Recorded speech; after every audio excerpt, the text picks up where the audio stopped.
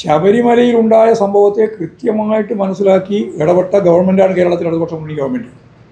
ഞങ്ങൾ അന്നു മുതലേ പറഞ്ഞുകൊണ്ടിരിക്കുന്നത് ആരെല്ലാം ഇതിൻ്റെ പിന്നിലുണ്ടോ അവരെല്ലാം നിയമത്തിൻ്റെ മുമ്പിൽ കൊണ്ടുവരണം. ആര് എന്ന പ്രശ്നമില്ല, ആരെയും സംരക്ഷിക്കുകയില്ല. ഒരു തരി സ്വർണം അയ്യപ്പൻ്റെ നഷ്ടപ്പെടാൻ പാടില്ല എന്ന നിലപാടാണ് ആദ്യം മുതലേ ഞങ്ങളെടുത്തത്. അത് ജനങ്ങൾക്ക് വിശ്വാസമുണ്ട്. അല്ലാതെ പണ്ട് കാലത്ത് ചെയ്ത രീതിയിലേക്ക് ഞാൻ നേരത്തെ ചൂണ്ടിക്കാണിച്ചതാണ് ആ പ്രശ്നങ്ങളെല്ലാം. ഗുരുവായൂരിൻ്റെ പ്രശ്നങ്ങളൊക്കെ കിട്ടിയില്ല എന്നുള്ളത് സത്യമല്ലേ, വസ്തുതാപരമല്ലേ, പരിശോധിക്കട്ടെ. അവിടെ ഒരു ചെറിയ കഷ്ണം മാത്രമേ കിട്ടിയിട്ടുള്ളൂ, ബാക്കിയെല്ലാം ഇവിടെ പോയി. ബാക്കിയെല്ലാം ഇവർ കേട്ടു. അതിൻ്റെ അർത്ഥം അവർ പറയട്ടെ, കിട്ടാത്തത് ഇവിടെ പോയി എന്നുള്ള ചോദ്യത്തിന് ഉത്തരം പറയട്ടെ. അത് കൃത്യമായിട്ട് ഒരു ചാനൽ തന്നെ കാണിച്ചിട്ടുണ്ട്. ഇത്ര നഷ്ടപ്പെട്ടു, അതിന് കിട്ടിയത് ഇത്രയാണെന്ന്. ബാക്കി അവിടെ പോയി. ഇടതുപക്ഷ ജനാധിപത്യ മുന്നണി ഗവൺമെൻറ്റിൻ്റെ കാലത്ത് ശബരിമലയിൽ നഷ്ടപ്പെട്ടിട്ടുള്ള സ്വർണം തിരിച്ചു പിടിക്കുമെന്നുള്ള കാര്യത്തിൽ യാതൊരു സംശയവും വേണ്ട. അതുകൊണ്ടാണ് ഞാൻ ഉറപ്പിച്ച് പറഞ്ഞത് ഒരു തരി സ്വർണം നഷ്ടപ്പെടാൻ പറ്റില്ല. അതുപോലെ ആരാണോ കുറ്റവാളി, അവിടെ 2 പ്രധാനപ്പെട്ട പൂജാരിമാരെയാണ് പ്രതിയാക്കിയത്. അവരായിരുന്നില്ല എന്ന് പിന്നീട് അത് വ്യക്തമാക്കുകയും ചെയ്തു. ഏഷ്യാനെറ്റ് തന്നെ അത് കൃത്യമായിട്ട് ഒരു സ്റ്റോറിയായിട്ട് തന്നെ അവതരിപ്പിച്ചു. അതിനുശേഷം പുനരന്വേഷണം വന്നു. അന്വേഷണത്തിന് കൃഷ്ണനുണ്ണി എന്ന് പറയുന്ന ജസ്റ്റിസിനെ ചുമതലപ്പെടുത്തി. അവർ ഫലപ്രദമായിട്ട് പരിശോധിച്ചു. അഴിമതി പൂർണ്ണമായിട്ടും കണ്ടെത്തി. ഉരുകുട്ടി അഴിമതികൾ അതിൻ്റെ ഭാഗമായിട്ട് കണ്ടെത്തി. പക്ഷേ സ്വർണം കണ്ടെത്താനായിട്ടില്ല, ഒന്നും കണ്ടില്ല. ഇതാ സംഭവം. അപ്പോൾ അവർ ഈ പറയുന്നത് ന്യായമായ രീതിയിലുള്ള ഫലപ്രദമായ രീതിയിലുള്ള ഒരു അന്വേഷണം അന്ന് നടന്നില്ല. ഇന്ന് അന്വേഷണം നടക്കുന്നത് ഫലപ്രദമാണ്. ആരായാലും അവർക്കെതിരായ നിലപാട് സ്വീകരിക്കുന്നു. ഒരാളെ സംരക്ഷിക്കുന്നു. പത്മകുമാറും ജയിലിലല്ലേ? പാർട്ടി ആവശ്യമായ നടപടി സ്വീകരിക്കുന്നു ഞാൻ പറഞ്ഞില്ലേ. പിന്നെ അതിന് മേലെ പറഞ്ഞുകൊണ്ടിരിക്കേണ്ടെന്ന നിങ്ങൾ നോക്കണ്ട. നിങ്ങൾക്ക് എന്താ താല്പര്യമില്ലല്ലോ, പാർട്ടിക്ക് താല്പര്യപ്പെടുന്നു. ഞങ്ങളല്ലേ നിലപാട് സ്വീകരിക്കേണ്ടത്. ഇനിയിപ്പോൾ എന്താ സംരക്ഷിക്കാനല്ല, ജയിലിൽ കിടക്കുന്ന ആളെ വേറെ എന്ത് സംരക്ഷിക്കാനാ? ഞങ്ങളെ പാർട്ടിയെ സംബന്ധിച്ചിടത്തോളം പാർട്ടി സംഘടനാപരമായ നിലപാട് സ്വീകരിക്കും. പോരെ, അത് കുറച്ച് നീണ്ടോട്ടെ, അതുകൊണ്ട് കുഴപ്പമൊന്നുമില്ല. അന്വേഷണമൊക്കെ തീരട്ടെ, അപ്പം നോക്കാം. കോൺഗ്രസ് എടുത്ത നിലപാട് ഞങ്ങൾ എടുക്കാൻ പോകുന്നില്ല. കോൺഗ്രസ് ആളെ പറ്റിക്കാൻ വേണ്ടി നടപടിയെടുക്കുക, എന്നിട്ട് ഉള്ളിലൂടെ ആളെ പറക്കിപ്പിക്കുക. ഇപ്പോഴും പുറത്താക്കുന്ന നടപടിയെടുക്കുക, എന്നിട്ട് ഉള്ളിൽ കൊണ്ടുവരാൻ വേണ്ടി നടപടി സ്വീകരിക്കുക. ആ സമയത്ത് ഞങ്ങൾ പോവില്ല. ഞങ്ങൾ കൃത്യമായ നിലപാടുണ്ട്. പോരെ, അതൊന്നുമില്ല, അതൊക്കെ ഞങ്ങൾ തീരുമാനിക്കും. ഞങ്ങൾ അത് ഇന്നൊന്നുമില്ല. കൃത്യമായ അന്വേഷണം പൂർത്തിയാവട്ടെ. ഇപ്പോഴും അന്വേഷണം നടന്നുകൊണ്ടിരിക്കുകയാണ്.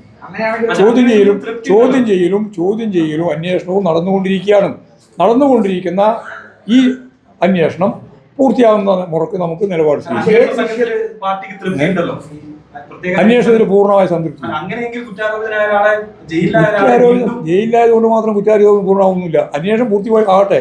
അന്വേഷിച്ചുകൊണ്ടിരിക്കല്ലേ നിങ്ങൾ? അങ്ങനെയാണെങ്കിൽ അന്വേഷണം നടക്കേണ്ട കാര്യമില്ല. ഇനി ഇപ്പോഴും അന്വേഷണം നടന്നുകൊണ്ടിരിക്കുകയാണ്. ആര് പുറത്താക്കുന്നത് പറയുന്നത്? ഏത് കേസിൽ ആരെ പുറത്താക്കുന്ന? ഒരാളെയും പുറത്താക്കുന്നില്ല, ഒരാളെയും ഉള്ളിലാക്കുന്നില്ല. അവരെ സംബന്ധിച്ചിടത്തോളം ജനങ്ങളെ കണ്ണിൽ പൊടിയിടാൻ വേണ്ടിയിട്ടുള്ള ബോധപൂർവമായ പണി മാത്രമാണ് എന്ന് സണ്ണീൻ്റെ ഇന്നത്തെ സ്റ്റേറ്റ്മെന്റോടുകൂടി വ്യക്തമായി, വളരെ വ്യക്തമായി. അങ്ങനെ നമ്മൾ പാർട്ടി തീരുമാനിച്ചില്ല. നടപടി എടുക്കുന്ന പാർട്ടി തീരുമാനിച്ചു. നിങ്ങൾക്ക് എന്തിനാണ് അതിൽ എപ്പോഴാണെന്നാണ് ഞാൻ ചോദിക്കുന്നത്. ജനങ്ങൾക്ക് ഒരു അഭിപ്രായമില്ല. അതുകൊണ്ട് ഞങ്ങൾക്ക് വേണ്ടി വർത്തമാനം പറയണം. നിങ്ങൾക്ക് താല്പര്യം ഉണ്ടാവും. നിങ്ങൾക്കുള്ള താല്പര്യം വെച്ചുകൊണ്ട് നിലപാട് സംഘടനാപരമായി എടുക്കാൻ ഞങ്ങൾക്ക് പോയി. ഞങ്ങൾക്ക് സംഘടനാപരമായ നിലപാട്. കാരണം അയാൾ ഒരു MLA അല്ല, അയാൾ ജനപ്രതിനിധിയല്ല, ഒന്നുമല്ല. അയാൾ പാർട്ടിയുടെ കേഡറാണ്. ശരി, അദ്ദേഹത്തെ സംബന്ധിച്ചിടത്തോളം പ്രശ്നം ഉയർന്നു വന്നിട്ടുണ്ട്. ആ പ്രശ്നം ഞങ്ങൾ പരിഹരിക്കും. പാർട്ടി എന്നുള്ള രീതിയിൽ പരിഹരിച്ച് ആവശ്യമായ നടപടി സ്വീകരിക്കും. അത്രയേ ഉള്ളൂ. ഒന്നും ഞാൻ പറഞ്ഞില്ല. ഞാൻ ഈ പറഞ്ഞതിൻ്റെ അകത്ത് എന്തെല്ലാം വിളിച്ചു പറഞ്ഞിട്ടുണ്ടല്ലോ അതല്ല വിളിച്ചേക്കും. ഞാൻ ഈ പറഞ്ഞതിൻ്റെ അകത്ത് എന്തെല്ലാം വിളിച്ചു പറഞ്ഞിട്ടുണ്ടോ അതെല്ലാം വിളിച്ചേക്കും. അത്ര പറഞ്ഞാൽ കണ്ടാകും. നിങ്ങൾ ഉന്നയിക്കുന്ന കാര്യം അതേപോലെ തന്നെ ഞാൻ അംഗീകരിക്കണം എന്ന് പറഞ്ഞാൽ ശരിയാവും. ഉറപ്പല്ലേ, സംശയം എന്താ? കാരണം കൃത്യമായിട്ട് അതിന്റെ നിയമപരമായ നിലപാടിലേക്ക് കൊണ്ടുവരുന്ന ഗവൺമെന്റ്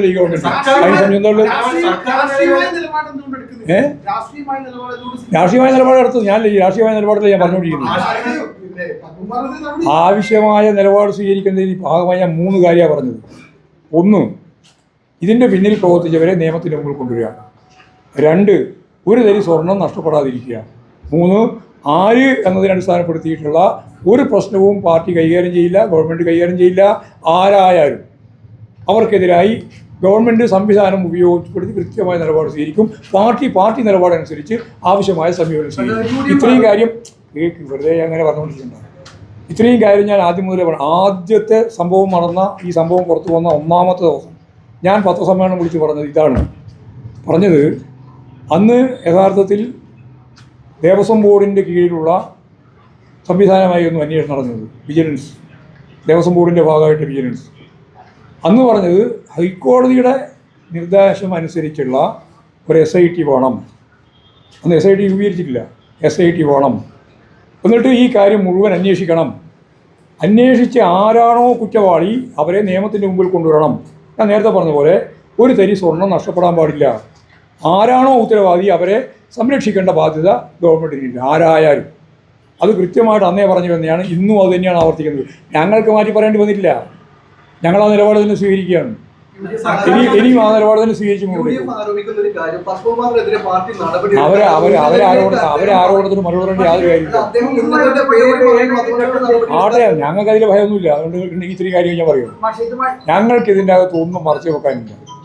സത്യസന്ധമായിട്ട് രാഷ്ട്രീയ പ്രവർത്തനം നടത്തുക ഞങ്ങളെല്ലാം.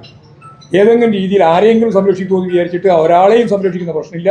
പത്മകുമാറിനെയും സംരക്ഷിക്കുന്ന പ്രശ്നം ഞങ്ങൾ ഒരു തരത്തിലും ഉന്നയിക്കുന്നില്ല, അംഗീകരിക്കുന്നുമില്ല. നിലപാട് സ്വീകരിക്കും. അതൊക്കെ നിങ്ങൾ പറയാൻ പറ്റും. നിങ്ങളോട് പറയാൻ പറ്റുന്നില്ലേ? പൊതുസമ്മേളനത്തിൽ പറയാൻ പറ്റും. അതാ ഞാൻ പറയാം. പിന്നെ പറയാം.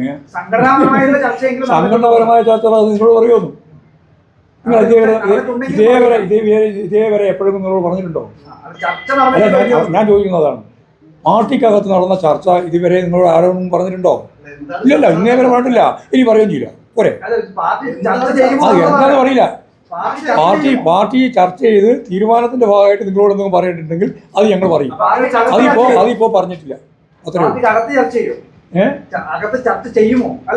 ഈ ചോദ്യം തന്നെ ശരിയല്ലാതെ ചോദിക്കുക. കാരണം പാർട്ടിക്കകത്ത് ചർച്ച ചെയ്യോ എന്ന് ചോദിച്ചാൽ പാർട്ടിക്കകത്ത് ചർച്ച ചെയ്യാതെ എന്തെങ്കിലും കാര്യമുണ്ടോ സുഹൃത്തെ? എല്ലാ കാര്യവും പാർട്ടിക്കകത്ത് ചർച്ച ചെയ്യും. പോരെ. അല്ല, അത്തരം ഗുണം നമുക്ക് വേണ്ട. ആ ഗുണം നമുക്ക് അനുകൂലമായിട്ട് വേണം. ആ ഗുണം പാർട്ടിക്ക് വേണ്ട. അതില്ലാതെ തന്നെ ഗുണമുണ്ട് പാർട്ടിക്ക്. പാർട്ടിക്ക് വ്യക്തമായ ധാരണയുണ്ട്. നിങ്ങൾക്ക് ധാരണയില്ല. അതിനെപ്പറ്റി പറഞ്ഞിട്ട് വല്ല കാര്യമുണ്ടോ? ഞങ്ങൾക്ക് ശരിയായ ധാരണയുണ്ട്. കോൺഗ്രസിന്റെ ധാരണയല്ല CPM-ന്. ഓരോന്നും പറയാനില്ല. അവർക്ക് ശബരിമല ഒഴിച്ചു വിട്ടാൽ പിന്നെ ഒന്നും പറയാനില്ല. ഇങ്ങനെ ഒരു രാഷ്ട്രീയ പ്രതിസന്ധി ആകപ്പെട്ട ഒരു പ്രതിപക്ഷം ഈ കേരളത്തിൻ്റെ ചരിത്രത്തിൽ ആദ്യമായിട്ടുണ്ടായതാണ്. സാധാരണ 9 വർഷക്കാലം ഒരു ഗവൺമെൻറ് സംവിധാനത്തിൻ്റെ ഭാഗമായിട്ട് നിൽക്കുന്നതിൻ്റെ ഒപ്പം ചേർന്ന് തിരഞ്ഞെടുപ്പ് വന്നാൽ പ്രതിപക്ഷം ഭരണകക്ഷിയെയല്ലേ ശരിയായ രീതിയിൽ പ്രതിസന്ധിയിലാക്കാൻ നോക്കുക. എന്നാൽ ഇപ്പോൾ എന്താ സംഭവം? ഇപ്രാവശ്യം ഈ 9.5 വർഷക്കാലത്തെ ഭരണം കഴിഞ്ഞ് തിരഞ്ഞെടുപ്പിനെ അഭിമുഖീകരിക്കുമ്പോൾ ഭരണപക്ഷത്ത് ഒരു പ്രതിസന്ധിയില്ല എന്ന് മാത്രമല്ല, പ്രതിപക്ഷത്താണ് മുഴുവൻ പ്രതിസന്ധിയും. ഇങ്ങനൊരു അവസ്ഥ ഇതിനു മുമ്പ് ഏതെങ്കിലും തിരഞ്ഞെടുപ്പിനുണ്ടായിട്ടുണ്ടോ? പ്രതിസന്ധി മുഴുവൻ അഭിമുഖീകരിക്കുന്നത് പ്രതിപക്ഷമാണ്. അത് ഒരു ഭാഗത്ത് കോൺഗ്രസ് അല്ലെങ്കിൽ UDF, മറുഭാഗത്ത് BJP സംഘപരിവാരും. ഇതാണ് സംഭവം. പക്ഷേ ശബരിമലയുമായി ബന്ധപ്പെട്ട് രമേശ് ചെന്നിത്തല ഒരു ആൾ തന്നോട് വന്ന് ചില കാര്യങ്ങൾ പറഞ്ഞു. അന്താരാഷ്ട്ര തലത്തിൽ ഈ പറയുന്ന മാഫിയ ഇതിന്റെ ഭാഗമായി ഇടപെടുന്ന ഞങ്ങൾക്ക് ഒരു ഭയമില്ല. ചെന്നിത്തലയല്ല, ഏത് മനുഷ്യനും ഒന്നും പറയട്ടെ. ആ പറയുന്നില്ല, അന്വേഷിച്ചോട്ടെ. അന്വേഷിച്ച് ആവശ്യമായ നിലപാട് സ്വീകരിക്കട്ടെ. ഞങ്ങളതിന് ഭയപ്പെടേണ്ട.